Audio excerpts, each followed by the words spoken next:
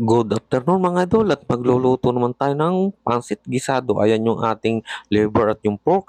Siyempre yan yung ating oyster sauce at yung ating bula-bula mga idol. Ayan na, may keros tayo mga idol dyan. Siyempre may bawang tayo at siyempre yung ating cabbage at yung ating sibuyas. Ayan yung dahon ng pichay bagyo mga idol. Isasama na natin yan. At yan yung tirang gamitin ng aking anak at may ground black pepper tayo idol dyan at yung ating bell pepper, 2 piraso mga idol yan. At siyempre gagamitin tayo dito ng Bagyo Beans mga idol. Ayan na, hindi ko pa nahihiwa at nagpainit na tayo dito ng kawali. Siyempre yung ating nilagyan natin ng mantika yan. At siyempre hinalu-haluan natin ating bula-bula. Ito muna ang una nating ipiprito mga idol.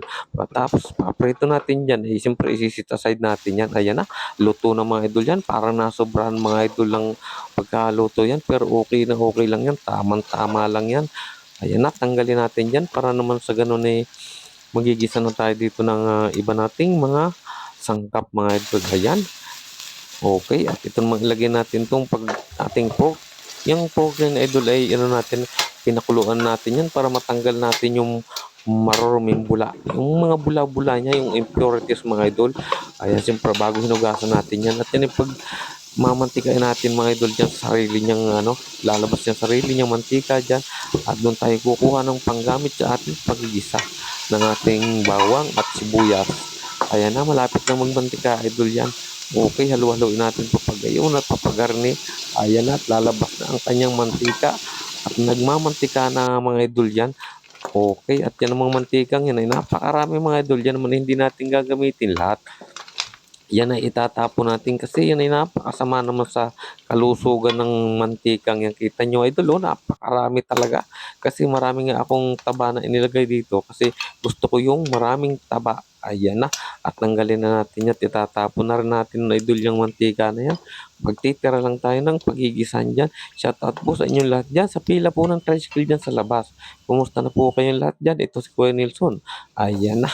Okay, lagyan na natin yung ating bawang. Sadyang po sa Paranaque, shoutout po kay Ate Bilin. Ayan na sa lahat po na aking subscriber at followers po. Ayan, higinisa-gisa natin yung ating bawang hanggang sa mag-light brown. At isusunod na rin natin dyan yung ating onion. Ayan, yung 2 sibuyas na malaki. Maraming sibuyas, idol. Mas masarap. Pag yun may lumabas na yung sariling, niya, yung aroma niya, at nalantanin, siyempre, imimix na rin natin dyan yung ating liver. Okay, yung ating atay ng baboy. Kaunting atay lang ang ginamit ko, idol, dyan. Tamang-tama lang, hindi ko dinadamihan ng atay. Pag ako nagluluto, ay talaga namang isa. Nahulog pa. Isinama natin yung ating carrots, idol, dyan. Nakakaganda ng kulay. Ayan na, hinaluhalo natin yan. Huwag naman natin susubrahan. Yung tamang-tama lang at yan ay maluluto pa naman mamaya. Siyempre, ilalagay ko na rito yung ating liver. Okay yung ating atay. Ayan na. Nilagay ko na. Ayan, hinaluwa-luwa natin. Kunti lang idol yan. Yung ating atay na yan. Pangit naman yung mas marami yan.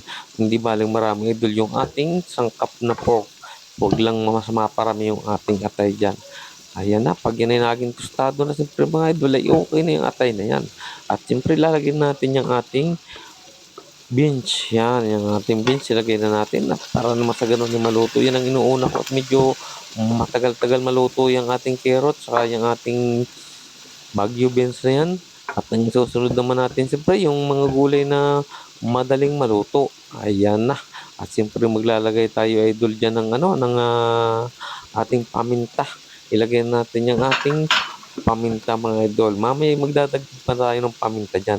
Palagay ko'y kulang pa yan. Magdadagdag tayo doon sa ating gagawing kaldo. Yung ating kaldo mamaya lalagyan pa natin yung mga idol. Okay? Ayan na. At hinaluhalo ni Kuya Nelson at mamaya-maya idol ay isusunod na natin yung malalambot na gulay dyan.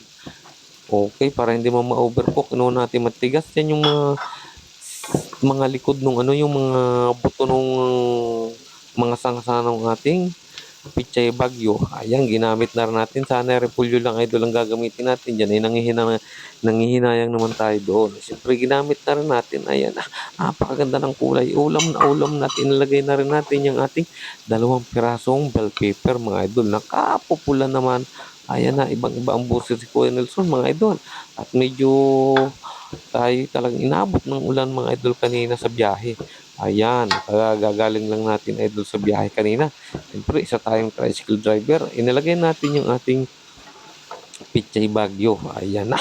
At mamaya magkahalo na idol dyan yung ating cabbage.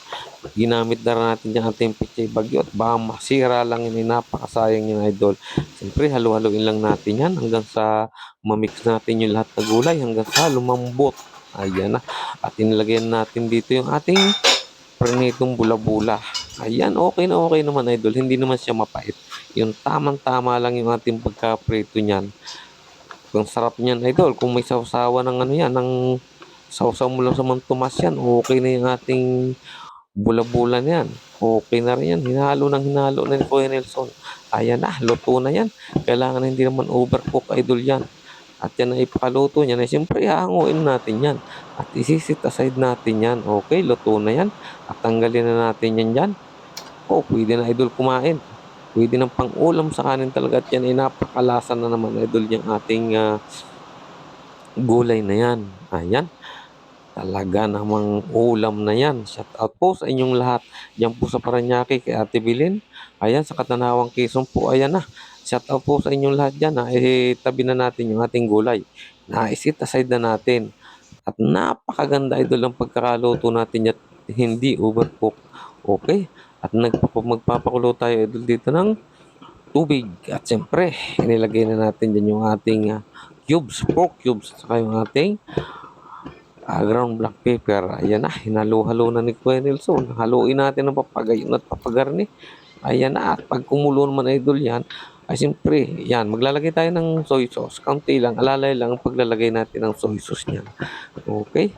At mamaya, ay siyempre, maglalagay din tayo dyan ng ating oyster sauce. Alalay din ang paglalagay natin dyan ng oyster sauce mga idol. At baka naman yan ay mapalat ay hindi na rin natin masyadong makain.